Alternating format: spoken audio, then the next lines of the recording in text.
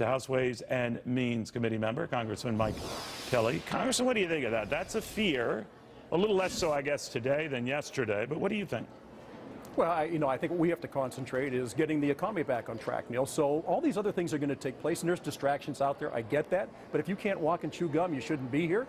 We concentrate on health care. Now we move to tax reform and pro-growth tax reform, things that allow people to look at our economy and say, you know, it's going to be robust and dynamic, and we're going to get people back to work, and they're going to have higher wages, and more importantly than anything else, we're going to be able to compete globally, because that's where the market is now. We have to do that globally, and when you have the highest tax rates and more regulations than you can possibly shake a stick at, you better take a look at what's holding you back. Are you troubled by this fixation on all this FBI stuff, the Comey stuff and all that?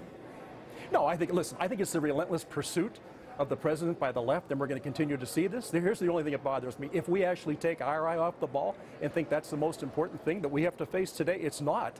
It's an economy that's never recovered.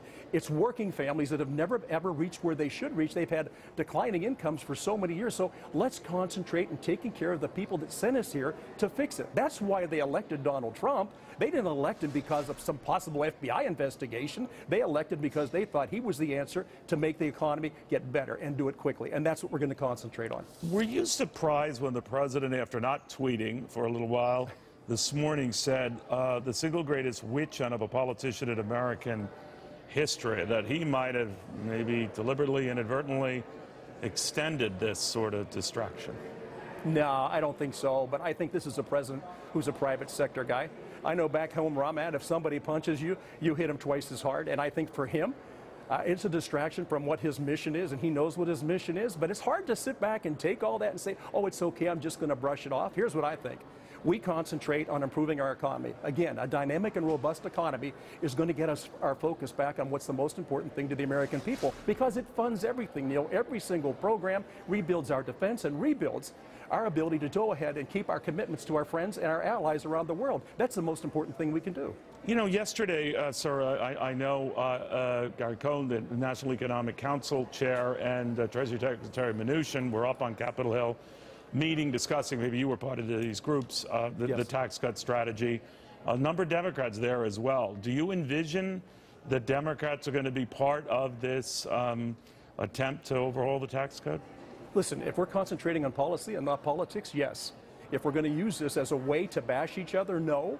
My commitment is to, listen, quite frankly, to the people of Pennsylvania's 3rd Congressional District. There's 705,687 of them. If I can't work for them, if I can't do things the right way for them, then they shouldn't send me back here. And I would just caution all my colleagues, let's do what we were sent to do, and that's get this economy back on track, and let's see people's wages rise again. That's what fixes everything. We have to concentrate on that, and we can't be distracted by some kind of a political message that somehow continues to divide us. That's the worst thing we can do as elected representatives of our people. There does seem to be a little bit of a difference between your House colleagues, Congressman, and in the Senate, where Mitch McConnell has made it clear that he wants whatever you guys come up with to be revenue neutral, the tax cuts to be revenue neutral. Some interpreted that as a change of position. He's always had that, his staff tells me. But it worries some that the prime to pump thing that the president talks about with the economists isn't there, that the tax cuts by definition can't be that big because they wouldn't be revenue neutral. What do you say? Well, you know, you and I have talked about this before. If we don't have a turnaround plan, we have to have a plan that shows going forward it's okay to be in a deficit position for a while, but not forever. Now, this year, we're going to have the greatest revenues we've ever had, and we're not even going to be able to smell the fact that we can pay for what we're spending. There's something wrong with that. And I look at what's already happened. When President Bush left office, we were about $10 trillion in debt. When President Obama left office, we're $20 trillion in debt. And my question is, what was all that money spent for? Had it been spent on infrastructure? Had it been spent on getting us back on the world stage and competing globally? Had they done tax reform back in 2009, 2010, and really wanted to boost the economy? They could have done it. They concentrated on health care, and then they stopped there.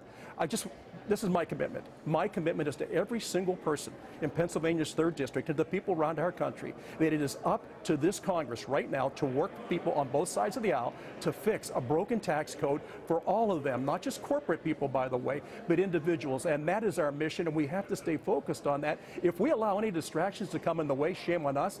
if you know where you're going, or better yet, if you don't know where you're going, any road will get you there. We know where we're going. We know the route to get there. It's tax reform, it's regulation reform, and it's getting our people back to work again and being able to let their incomes rise. Neil, it's terrible what we've allowed to have happen to our middle income people and lower income people. It has been so stagnant for so long. It's just not fair to them. All right, Congressman, thank you for taking the time. We appreciate it. Thank you, Neil.